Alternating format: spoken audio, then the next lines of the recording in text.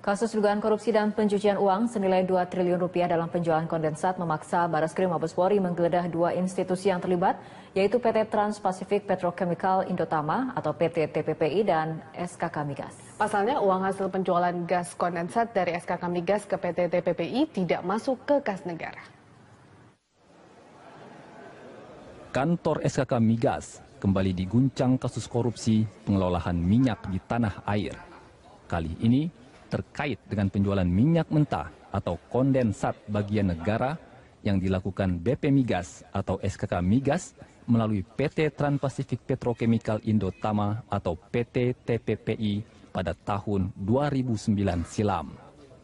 Dalam kasus ini, BP Migas diduga telah melabrak sejumlah ketentuan tata kelola penjualan kondensat sehingga menyebabkan kerugian negara yang cukup fantastis, yakni 156 juta dolar Amerika atau mendekati angka 2 triliun rupiah. Kini, Bareskrim Mabes Polri tengah mencoba mengurai kembali kasus ini dan membidik orang-orang yang harus bertanggung jawab atas kerugian uang negara ini. Beberapa kejanggalan dalam penjualan kondensat bagian negara tersebut kini telah berhasil diungkap oleh Polri. Pertama, BP Migas dinilai telah menyalahi aturan karena melakukan mekanisme penunjukan langsung alias tanpa tender kepada PT TPPI. Kedua, BP Migas atau SKK Migas tidak membuat berita acara penelitian terhadap dokumen penawaran milik PT TPPI.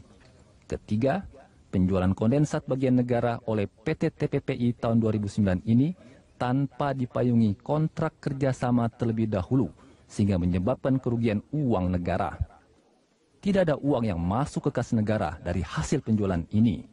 Dan parahnya lagi, BP Migas tidak segera menghentikan kerjasama penjualan, meskipun potensi kerugian negara sudah jelas terlihat.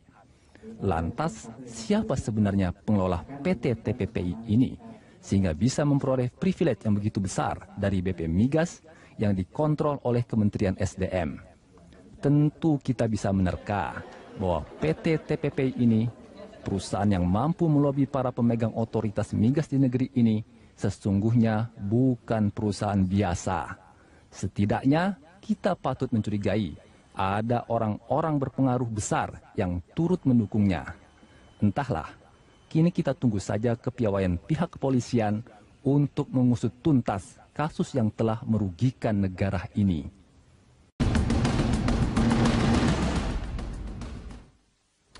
Nasib KPK dan pra-peradilan kita lanjutkan kembali, masih bersama Marwara Siahaan dan Niko Ginting. Saya ke Pak Marwara dulu. Pak Marwara, ini kan menarik. Saya mencoba mengutip pernyataan Johan Budi tadi, bahwa seolah-olah putusan dari pra-peradilan Hadi Purnomo ini dengan Hakim Haswandi menyatakan bahwa apa yang sudah dilakukan KPK selama ini, hampir berapa?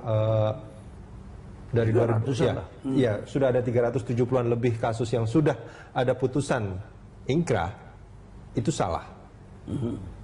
Nah, ini gimana ini Pak Marwara melihat ini? Ya, saya pikir ya alamiah saja ya, KPK dengan seluruh personil akan sedikit banyak terpengaruh, dia punya semangat kerja oleh karena putusan ini. Tetapi kalau kita mau dudukkan saja ini sebagai suatu pengawasan horizontal, tentu saja kita akan mengatakan bahwa tidak ada yang sempurna, kan? Nah, oleh karena itu kalau ada loophole yang masih terlihat, itu diperbaiki. Tetapi khusus tentang pra-peradilan ini yang mungkin juga secara mudah bisa kita lihat bahwa memang ukuran yang dipakai berbeda, kan?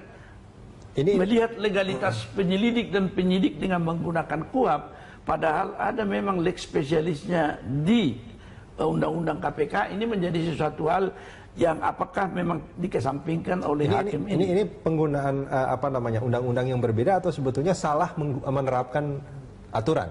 Artinya tidak memakai doktrin yang digunakan di dalam dalam pelaksanaan hukum itu. Ya, yang leg spesialis harus dipakai mengukur. Nah itu pertanyaannya, maksudnya Pak Marwara. Apakah itu salah menggunakan aturan yang berbeda atau ya ini boleh saja menggunakan aturan yang berbeda? Itu dia pertanyaan saya. Ya kalau melihat ini, saya melihat bahwa seolah-olah hakim ini hendak menguji yang lex spesialis dengan lex generalis. Saya kira itu tidak menjadi kewenangan dia. Tetapi yang penting di sini bahwa ada beberapa hal yang disebutkan tadi. Dia sudah ikut mengadili perkara-perkara yang diajukan oleh KPK ketika dia di peradilan tipikor, dan dia tidak pernah mengemukakan hal semacam itu merupakan bagian dari indikator-indikator untuk menilai, dan bagian itu ya tugas daripada KY juga. Saya mengatakan tadi independensi harus dilaksanakan dengan berani, asal bukan dengan suap, tetapi bisa diukur dia dari bagaimana cara mempertimbangkan, bagaimana cara menggunakan aturan-aturan hukum di dalam pertimbangan itu. Ada yang disebutkan ada kepantasan, ada yang melampaui garis dan lain sebagainya, dan ini merupakan kalau dari sudut judicial pengawasannya, leadership Mahkamah Agung tentu di tingkat kasasi atau PK nanti. Tapi KPK juga harus memberikan bola. Kita memang kita agak sedikit bolanya sebetulnya sekarang udah disampaikan tuh banyak sekali itu oleh Pak Ruki dengan pernyataan-pernyataannya, dan tidak dengan pernyataan PK. Oh, oke. Itu yang sekarang sedang hanya dibahas. wacana di publik. Ya kan? Namanya seperti kalau kita lagi marah kan atau kecewa kita mengungkapkan itu, tapi kalau di proses hukum kan harus upaya hukum. Bang Miko, menurut apa yang harus dilakukan oleh KPK saat ini? Yang pertama saya mau sebenarnya kita harus memaknai kembali ya lembaga pra-peradilan itu, terutama terkait dengan putusan Mahkamah Konstitusi yang memperluas objek pra-peradilan termasuk dengan penetapan tersangka. Jadi kalau penetapan tersangka itu yang dikontestasi atau diuji adalah bukti permulaan yang cukup itu. Nah, kemudian kalau kita lihat di putusan Budi Gunawan, kemudian di putusan Hadi Purnomo, tidak ada kontestasi terhadap bukti permulaan yang cukup. Itu di Budi Gunawan yang diuji adalah pasal 11 Undang-Undang KPK mengenai kewenangan KPK dan subjek Budi Gunawan sebagai subjek hukum gitu. Kemudian di Hadi Purnomo, kemudian yang dipermasalahkan penyelidik dan penyidik. Nah, artinya apa? Kontestasi atau filosofi kemudian diperluasnya pra-peradilan sampai dengan penetapan tersangka juga tidak tercapai karena tidak ada pengujian terhadap bukti permulaan yang cukup itu. Itu yang pertama. Kemudian mengenai upaya hukum, sebenarnya memang betul ada dua opsi ya, saya kira. Kalau upaya hukum, saya rasa ada ganjalan juga karena Surat Edaran Mahkamah Agung nomor 4 tahun 2014 itu memberikan kewenangan bagi Ketua Pengadilan Negeri untuk memberikan penetapan, meneruskan atau tidak meneruskan permohonan upaya hukum termasuk dalam konteks pra-peradilan. Nah, patut diketahui Pak Aswandi ini adalah Ketua Pengadilan Negeri Jakarta Selatan. Nah, apakah kemudian Pak Aswandi sebagai pemutus itu juga menjadi lalu juga diberi kewenangan di sisi tapi saya kira inilah yang saya katakan leadership itu tadi. Mahkamah Agung juga harus membuka kalau ada edaran seperti itu, tetapi ada urgensinya dari kepentingan bangsa dan kepentingan hukum yang sangat besar, dia tetap bisa saja dia menarik surat edaran itu. Dan itu merupakan suatu hal yang Anda perhatikan sendiri sebenarnya. Putusan dari Mahkamah Konstitusi yang memperluas itu, terlepas dari kita bisa setuju atau tidak, tetapi memang ada perubahan-perubahan yang sedang terjadi sekarang secara universal itu. Bagaimana sebenarnya hak-hak asasi itu akan diterapkan menjadi suatu indikator juga. Tetapi jangan lupa, kalau hukum acara tidak boleh ditafsir terlalu bebas, karena itu seperti aturan main. Kalau main bola, setiap sebentar pemain dan wasit menafsirkan, wah tadi nggak bisa gol karena gawang sebenarnya salah ukurannya, di sini harus dipindah ke sini, atau hands sekarang kita pindah di sini. Itu berbahaya sekali. Iya, artinya harus ada penafsiran yang sama terhadap undang-undang sebetulnya oleh para hakim. Di sini itu sebenarnya betul, tapi di sini sebenarnya itu tugas MA, tapi tugas pembuat undang-undang. Begitu ada putusan MK, harusnya ini supaya firm dia perubahan yang ada, undang-undang itu harus direvisi, undang-undang kuap. Mas Miko, boleh nggak kalau saya mengatakan bahwa dan ini juga sebetulnya banyak dikatakan oleh pimpinan KPK bahwa putusan pra-peradilan yang ini itu membuat hukum itu menjadi tidak pasti. Iya, satu memang permasalahannya ketidakpastian hukum itu juga lahir karena hukum acara yang tidak ada, terutama untuk konteks penetapan tersangka.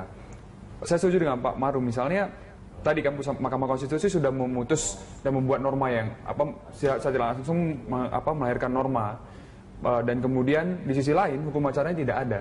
Makanya kemudian pada Budi Gunawan misalnya KPK tidak mengajukan alat bukti, kemudian di Ilham Arif juga tidak mengajukan, hanya bermain dalam ranah prosedural formal.